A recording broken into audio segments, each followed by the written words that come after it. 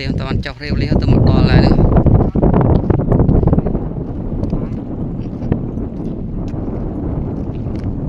บ้านนอนเยอะใจทอมทอมว่าตึกสอยห้องนอนอะไรเยอะตีจนไหนวาง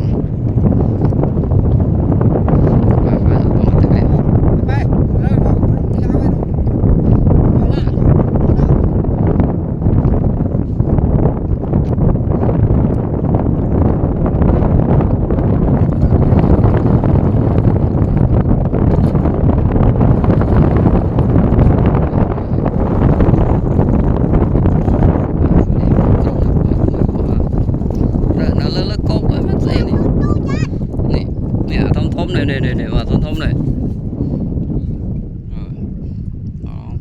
lơ cụ hay lên về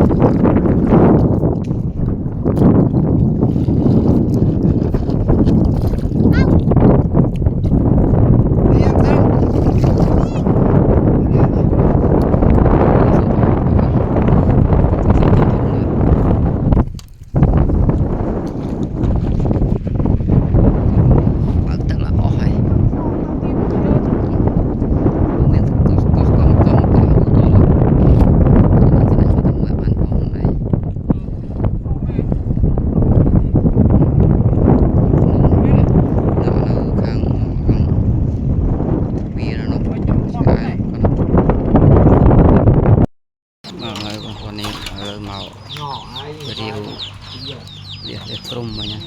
liệt phong thóm liệt mà hiệp ca rồi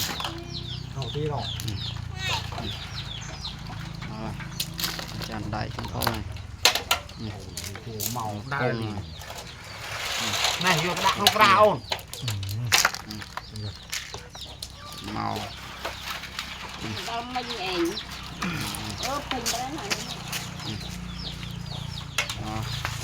chả tí rồi xây cái này liệt nát rồi hùng chả tí rồi chả hộp mấy ót đây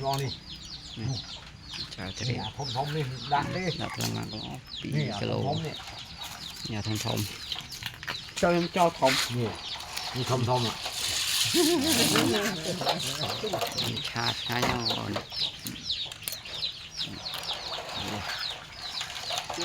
tụm một đo lên ấy